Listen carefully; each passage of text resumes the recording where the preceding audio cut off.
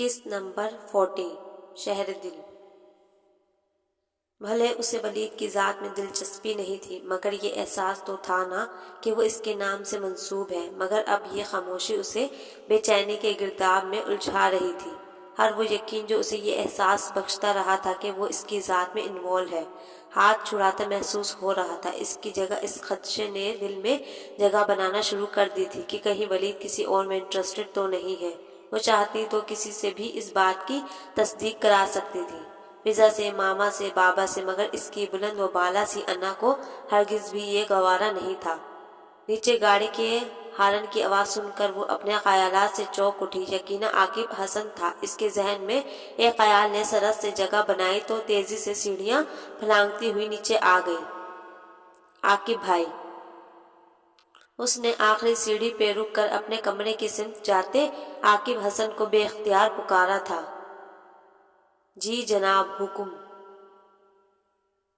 عاقب پلٹا اور مشفق قسم کی نظروں سے اسے دیکھ کر مسکرایا۔ مجھے گاڑی کی چابی چاہیے۔ کہیں جانا ہے کیا؟ عاقب ایک پل کو چونکا۔ اس نے محض گردن کو اس بات میں جنبش دی۔ آؤ میں چلتا ہوں تمہارے ساتھ۔ عاقب الٹے قدموں مڑ کر اس کے نزدیک آ گیا۔ اس نے ایک بار پھر سر کو نفی میں ہلایا۔ انداز میں مخصوص ہٹ دھرمی اور ضد کا عنصر تھا۔ مجھے اکیلے ہی جانا ہے، ویسے مجھے گاڑی ڈرائیو کرنا آتی ہے، ڈونٹ وری۔ انداز ایسا تھا گویا جتا رہی ہو، آپ کی گاڑی کو نقصان نہیں پہنچاؤں گی۔ عاقب نے کچھ کہے بغیر کوٹ کی جیب سے چابی نکال کر اس کی سمت بڑھا دی۔ تھینکس۔ اس نے چابی اچکی اور ان کی نگاہوں کی تشویش کو نظر انداز کیے آگے بڑھ گئی تھی۔ خیمے سے دور شام ڈھلے اجنبی جگہ، نکلی ہوں کسی کی کھوج میں، بے وقت سر کھلے۔ وہ مجھ سے دور خوش ہے، خفا ہے، اداس ہے، کس حال میں ہے کچھ تو میرا نامہ برخلے۔ ہر رنگ میں وہ شخص نظر کو بھلا لگے، حد یہ کہ روٹھ جانا بھی اس شوق پہ کھلے۔ بے چینی، وحشت، اضطراب، بے کلی، کتنے ہی احساسات تھے اس کے ہمراہ جن سے چھٹکارے کی خاطر ہی وہ یوں گاڑی لے کر نکلی تھی، کسی بھی سمت کا تعین کیے بغیر۔ یہ احساس ہی رگے جان میں خنجر اتار رہا تھا کہ وہ بے حس، مغرور اور گھمنڈی شخص جانے کب کیسے اس پہ حاوی ہو گیا تھا۔ وہ اس کے لیے خاص ہے، یہ احساس ایمان کو رہاسا کر رہا تھا۔ وہ تو ہمیشہ اسے نیچا دکھانے، اسے زج کرنے، شکست سے دوچار کرنے کی خواہش میں خود شکست سے دوچار ہو گئی تھی، خود اس کی اسیر ہو گئی تھی، اور خود کو برتر رکھنے والوں کو اپنی ہار یوں ہی رلایا کرتی ہے، اتنی ہی اذیت عطا کرتی ہے جتنی اذیت کا وہ شکار ہوئی ہے۔ اس کی جیکٹ میں پڑا اس کا سیل فون بار بار وائبریٹ کر رہا تھا، مگر وہ اگنور کیے رہی۔ وہ جو خود سے بھی بھاگ رہی تھی، بھلا کسی اور کا سامنا کرنے کی تاب کہاں سے لاتی؟ سورج واپسی کا سفر شروع کر چکا تھا جب وہ گھر سے نکلی تھی، اور اب سورج کو مکمل طور پر غروب ہوئے بھی 1.5 گھنٹہ ہو گیا تھا۔ یقیناً گھر میں اب تک اس کے لیے سب فکر مند ہو چکے تھے، مگر اسے احساس ہی نہیں تھا۔ اسے تو یہ بھی احساس نہیں تھا کہ وہ تنہا اجنبی علاقے میں ہے، اور کتنی خطرناک بات ہے۔ وہ تو گویا سب کچھ بھولی ہوئی تھی۔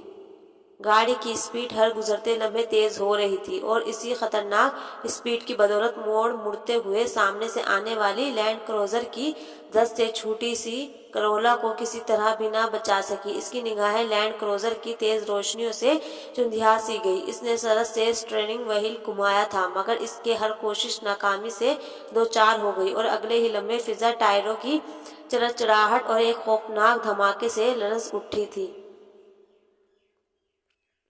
دشمن ہے اور ساتھ رہے جان کی طرح، مجھ میں اتر گیا ہے وہ سرطان کی طرح، جکڑے ہوئے بے تن کو میرے اس کی آرزو، پھیلا ہوا ہے جال سا شریان کی طرح۔ اس کی دوبارہ آنکھ کھلی تو خود کو ہاسپٹل میں پایا۔ سفید بستر، سفید چادر میں اس کا سراپا چھپا ہوا تھا۔ ایک پل کو تو اسے لگا کہ وہ مر گئی ہے، عدم میں ہے۔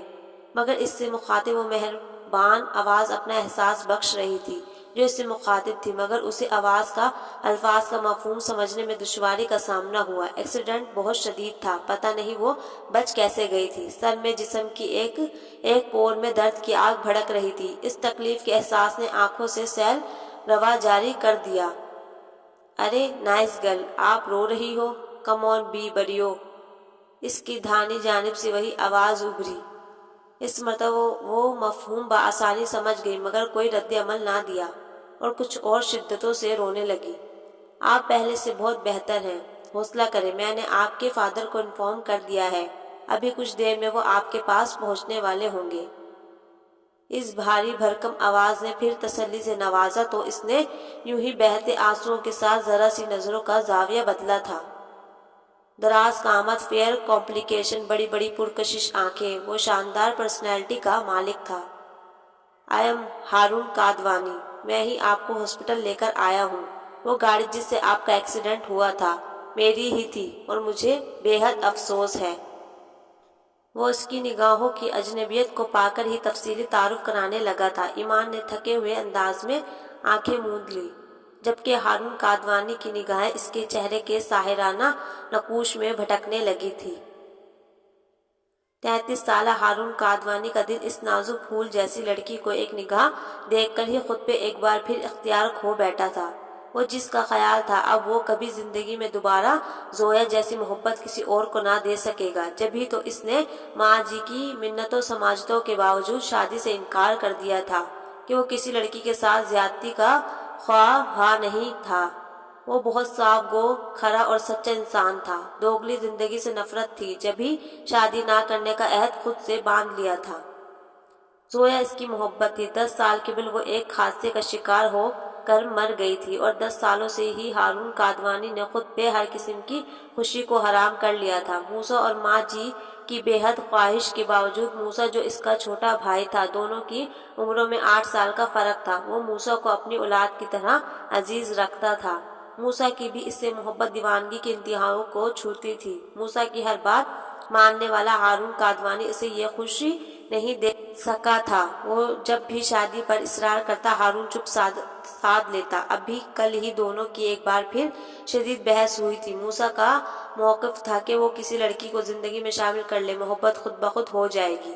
پچھلے 10 سالوں سے تو ہوئی نہیں، اگر ہونی ہوتی تو ہو چکی ہوتی، ہارون کادوانی نے کہا تھا، اور وہ ہارون سے خفا ہو گیا تھا۔ مگر اب جب ہارون نے اس کومل سی لڑکی کو دیکھا اور خود کو اس کا اسیر ہوتے محسوس کیا تو سب سے پہلے اسے ہی خوش خبری سنائی تھی۔ مجھے وہ لڑکی مل گئی ہے موسیٰ، جسے تمہاری بھابھی بننا چاہیے۔ ریلی؟ مجھے ملائیں بھائی، ابھی اسی وقت۔ وہ کیسے بے تاب ہوا اٹھا تھا، مچل کر فرمائش کر دی۔ ابھی ممکن نہیں، اس کا ایکسیڈنٹ ہوا ہے میری گاڑی سے اور میں اسے لے کر ہاسپٹل جا رہا ہوں۔ فی الحال تو بس تم اس کے لیے دعا کرو، کیونکہ اس وقت اسے سب سے زیادہ دعا کی ہی ضرورت ہے۔ ہارون نے کہہ کر رابطہ کاٹ دیا، اور اب پچھلے 2 گھنٹوں سے ہارون کے سیل پر مسلسل موسیٰ کے میسیجز اور کال آ رہی تھی، جن میں ایک یہ تقاضا تھا کہ وہ اسے ہاسپٹل کا نام بتائے، وہ خود وہاں پہنچ جائے گا، اور ہارون کادوانی اس کی شدتوں سے گھبرا اٹھا تھا۔ پاگل ہو تم موسیٰ، انجان لڑکی ہے، ہمیں کیا پتہ وہ انگیج ہو یا بھی ممکن ہے میرڈ ہی ہو۔ اس نے دل میں مچلتا خدشہ اس تک پہنچایا اور وہ اپنے مخصوص اناؤلیٹ جذباتی انداز میں بولا تھا، اول تو ایسا کچھ ہوگا نہیں، اگر ہوا بھی تو اب وہ صرف آپ کی ہے لالا، ڈونٹ وری۔ اور اس کی بات پہ ہارون کادوانی سر جھٹک کر ہنس پڑا تھا۔ محترم، آپ کی حکمرانی شاہ پور میں ہے، پورے پاکستان میں نہیں۔ پورے پاکستان میں ہی ہے، بس طاقت کا استعمال آنا چاہیے۔ موسیٰ کے لہجے نے پہلی بار ہارون کادوانی کو ٹھٹکایا اور اسے ایک دم لگا جیسے وہ موسیٰ کو بتانے میں جلد بازی کر گیا ہے۔ کیا مطلب؟ اس کا لہجہ ایک دم سخت ہو گیا۔ کچھ نہیں۔ موسیٰ بھی سنبھل گیا اور فون بند کر دیا۔ ہارون نے سیل آف کر کے جیب میں رکھا۔ اسی پل دروازہ کھلا اور ارتضا کے ساتھ ولید اور تاؤجی عاقب بکھلائے گھبرائے ہوئے اندر چلے آئے۔ ہنی، ایمان بیٹا۔ पापा ने तड़प कर उसे पुकारा तो वो जो आंखें मूंदे निढाल सी पड़ी थी चौंक कर मुतवज्जा हुई। तब तक पापा इसके नजदीक पहुंच चुके थे। वो इनसे लिपट कर बुरी तरह से बिलक उठी। पापा पापा, मुझसे बहुत लॉस हो गया है, सारी गाड़ी तबाह हो गई होगी, मुझे माफ कर दे पापा, मेरी वजह से। तब से अब तक जो परेशानी उसे घबराहट, तशवीश और शर्मिंदगी में मुब्तला करती रही थी, बेअख्तियारी में वही अल्फाज टूटे फूटे अंदाज में इसकी ज़बान से फिसल पड़े थे। रोने की शिद्दत में और इजाफा हो गया था। वलीद गहरा सांस भर के सर पर हाथ फेर कर रह गया। पापा उसे साथ लगाए नरमी और मोहब्बत से थपकते रहे थे, जबकि ताऊजी इसकी बात पे सख्त मुस्तरब होकर सरअत से इसके करीब आए थे। फिर इसके दूसरी जानिब बैठकर बड़ी शफकत और सभाव से अपना हाथ इसके सर पर रखकर ढारस बंधाते हुए बोले, काहे को फिक्र करती है पुत्री, ऐसी 10 गाड़ियां तेरी जान का सदका समझकर वार दे तेरे ताऊजी। अल्लाह सोने का लाख लाख शुक्र है कि मेरी धी सही सलामत है। अस्सलाम वालेकुम, आई एम हारून कादवानी। फिक्र ना करें, इन्हें ज्यादा चोटें नहीं आई है, बाएं टांग का फ्रैक्चर हुआ है, मेरी डॉक्टर से बात हो गई है। हारून कादवानी आगे बढ़कर वलीद से मुसाफा करते हुए बोला तो वलीद, जो किसी कदर रोती बिलखती हुई ईमान को मुस्तरब सा देख रहा था, चौंक कर इसकी सिमत मुतवज्जा हुआ। बहुत बहुत शुक्रिया जनाब, आपके इतने ताउन का। वलीद वाकई मशकूर हुआ था कि हारून ने न सिर्फ ईमान को हॉस्पिटल पहुंचाया था, बल्कि ईमान के सेल फोन में जितने भी नंबर्स थे सब पे कॉल करके इस हादसे की इतला पहुंचाकर हॉस्पिटल आने का कहा था, और उनके पहुंचने तक खुद भी वहां मौजूद रहा था। और ये आज के इस मफाद परस्त दौर में किसी की अच्छाई व भलाई का गमाज था। नो थैंक्स सर, ये तो मेरा फर्ज था, कोई एहसान थोड़ा ही किया है आप पर। अगर सच पूछे तो मुझे ये सब बहुत अच्छा लगा है। इस हादसे के सबब इतने अच्छे लोगों से मुलाकात हो गई। कुछ ऐसा था अनोखा हारून कादवानी के लहजे में कि वलीद ने चौंक कर उसे देखा और इसकी निगाहों को ईमान के चेहरे का मरकज पाके इसका फशारे खून ही नहीं बढ़ा, चेहरे के साथ साथ आंखों में भी सुर्खियां उतर आई थी कि हारून कादवानी की निगाहों का अंदाज ही ऐसा था। फिर वलीद ने इससे जान छुड़ाने की बहुत कोशिश की, मगर वो तो गोया जान को चिपक गया था। ईमान को डिस्चार्ज करवा के जब वो लोग आने लगे, तब भी हारून ने अपनी गाड़ी में इन्हें घर तक छोड़ने की ऑफर की और इसके इनकार के बावजूद मनवाकर ही दम लिया। इसका ये अल्तफात वलीद के एहसाब पे बोझ बनकर गिर रहा था, और जिसकी वजह से ये सब हो रहा था। वो हर बात से बेनियाज पापा के कांधे से लगी कितनी मुतमईन और सरशार नजर आ रही थी। ये एक निगाह इसके चेहरे पर डालकर ही वलीद को अंदाजा हो गया इसकी जान जल कर खाक होने लगी थी। सुकून भी ख्वाब हुआ, नींद भी है कम कम, फिर करीब आने लगा दूरियों का मौसम, फिर बना रही है तेरी याद मुझे सलगे गहर, परो गई मेरी पलकों पे आज शब। फिर वो नरम लहजे में कुछ कह रहा है, फिर मुझसे छुड़ा है प्यार के कोमल सरों मधर, फिर तुझे मनाऊं कि अपनी अना की बात सुनूं, उलझ रहा है मेरे फैसलों का रेशम, फिर ना इसकी बात में समझूं ना वो मेरी नजरें, मामलाते ज़बान हो चले हैं मबहम, फिर बहुत अजीज हैं आंखें उसे मेरी, लेकिन वो जाते जाते उन्हें कर गया है और नम, फिर उन्हें ढाल से बिस्तर पर पड़ी थी। आज इसका दिल अजीब व वहशतों में घिरा हुआ था। एक बार फिर उसे लगा था जैसे वाकई वो खुश गुमा थी, वरना वो वाकई इसमें इंटरेस्टेड नहीं था। सुबह शाम ताऊजी की जबरदस्त डांट सुनकर वो मारे बंधे ही इसकी बैंडेज चेंज करने आया करता था, मगर अंदाजा ऐसा अजनबियत से भरपूर और लाताल्लुकी लिए होता कि वो भी खाली नजरों से उसे देखती रह जाती। आज अभी तक वलीद नहीं आया, देखना कहीं चला ना जाए, इतने तो काम है बेचारे की जान को लगे हुए, याद भी भूल सकता है। उसे इन लायानी सोचों से मामा की आवाज ने निकाला था, जो फिजा से मुखातिब थी। नहीं मामा, नाश्ता कर रहे हैं वली भाई, वैसे मैं इन्हें जाकर याद कराती हूँ। फिजा इनके आगे नाश्ते की ट्रे रख रही थी। मामा इसकी बीमारी की वजह से मुस्तकिल इसके साथ रहती थी। कोई ज़रूरत नहीं है जहमत की, इनसे कह देना जो वो दिन रात ये एहसान करते हैं, बड़ी मेहरबानी होगी जो उसे उठा लेंगे। वो जो पहले ही बेमायगी का शिकार थी, इस किस्म की बातें सुनकर जैसे हवासों में नहीं रही थी। जभी तो दरवाजे से अंदर आते वलीद को भी नहीं देखा था। मामा ने बेख्तियार घबराकर इसका हाथ दबाकर गोया वलीद की मौजूदगी से आगाह करना चाहा, मगर वो कुछ और भड़क गई थी। ہاں تو سن لے، جو بھی سنتا ہے سن لے، میں کسی سے ڈرتی نہیں ہوں۔ وہ ضبط گواتی چیخ پڑی تھی۔ ولید کچھ کہے بغیر آگے بڑھ آیا۔ پلنگ کے ساتھ پڑی کرسی پر بیٹھ کر ہاتھ بڑھا کر بینڈیج اتارنا چاہی تو ایمان نے بہت شدت سے اس کا ہاتھ جھٹک دیا۔ آپ تو مجبوراً بھی وہ کام نہیں کرتے جو آپ کرنے کو جی نہ چاہے، پھر یہ مجبوریاں کیوں نبھا رہے ہیں؟ وہ بے حد زور سے چیخی تھی۔ ولید نے ہونٹ بھینچ کر سرخ آنکھوں سے اسے دیکھا۔ کیا ہو گیا ہے ایمی؟ Calm down. فضا نے گھبرا کر اسے کاندھوں سے تھاما، مگر وہ بپھرے ہوئے انداز میں اسے بھی جھٹک کر سرک کر دور ہو گئی۔ پلیز فضا، انہیں کہہ دو اپنی ہمدردیوں کی بھیک لے کر یہاں سے چلا جائے۔ وہ چیختے ہوئے نڈھال ہو کر ماما کی گود میں منہ چھپا گئی۔ ولید کچھ کہے بغیر اٹھ کر کھڑا ہو گیا۔ ماما سسکتی بلکتی ایمان کو سنبھال رہی تھی۔ فضا بھاگ کر ولید کے پیچھے آئی جو لمبے لمبے ڈنگ بھرتے ہوئے سیڑھیوں کی سمت جا رہا تھا۔ آئی ایم سوری ولید بھائی، وہ اپسیٹ ہے۔ کس وجہ سے؟ اس نے گہری کاٹدار نظروں سے اسے دیکھا۔ اور پلیز آپ اس کی بدسلوکی کی مجھ سے معافی مت مانگا کریں، مجھے اچھا نہیں لگتا۔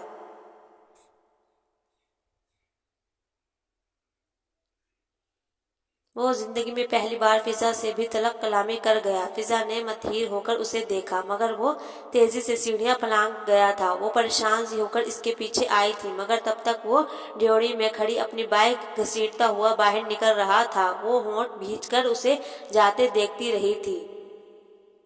وہ حیرانی و تحیر کے عالم میں کورئیر سروس کے ذریعے آنے والے فریش پھولوں کے بوکے کو دیکھ رہی تھی جو ابھی کچھ دیر قبل ہی فضا نے اسے لا کر دیا تھا۔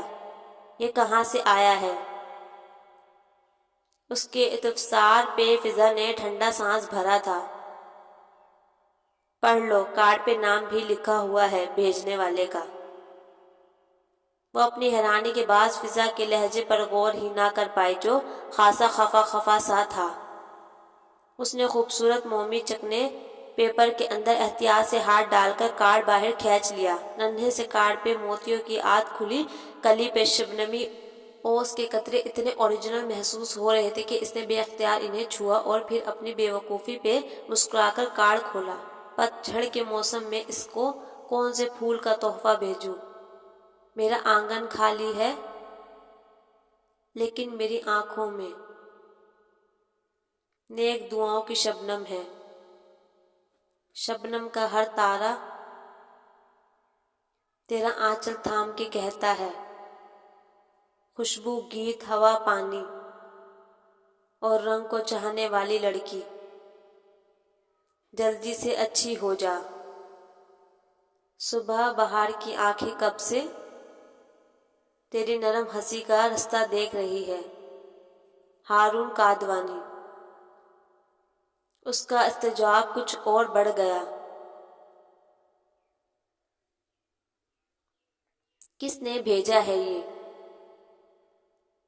اس کی سوالیہ نگاہیں پھر سے فضا کی سمت اٹھی۔ میں کہہ چکی ہوں، کارڈ پہ نام لکھا ہے بھیجنے والے نے۔ میں پڑھ چکی ہوں، مگر یہ ہارون کادوانی ہے کون؟ وہ بری طرح سے جھلائی۔ فضا کا خون کھولا گیا تھا۔ تم واقعی ہارون کادوانی کو نہیں جانتی ہو؟ فضا کا انداز اب کی مرتبہ خوب استجابی ہو گیا تھا۔ ایمان نے خونخوار نظروں سے اسے گھورا۔ پاگل ہو گئی ہو فضا، یا مجھے کرنے کا ارادہ ہے؟ اسٹامپ پیپر پر لکھ کر دوں کہ میں نہیں جانتی؟ وہ بری طرح جھنجھلائی تو فضا آنکھیں پھاڑے اسے دیکھنے لگی۔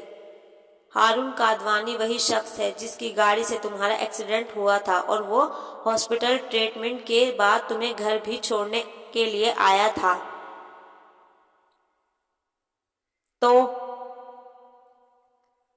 تو یہ کہ وہ ہر روز ولید کے عاقب کے سیل فون پر کال کر کے تمہاری خیریت دریافت کرتا ہے۔ فضا کے لہجے میں ایک ہیجان سا تھا۔ ولید نے جب سے اسے بتایا تھا سب کچھ، وہ بھی ایمان سے خفا ہو گئی تھی۔ تو ایمان کا انداز ہنوز تھا۔ فضا پاگل ہونے لگی۔ تو یہ کہ وہ آج اپنی والدہ اور بھائی کے ساتھ تمہاری عیادت کو بھی آ رہا ہے، تو اس میں ایسی کیا بری بات ہے فضا کہ تم مجھ سے اس طرح ڈوڈلی بات کر رہی ہو؟ وہ پھٹ پڑی۔ تمہیں واقعی کچھ نہیں پتا؟ اس نے تم سے کوئی بات نہیں کی؟ اب کی فضا ٹھٹک کر اسے تکنے لگی تھی۔ کون سی بات فضا؟ کوئی خاص بات ہے کیا؟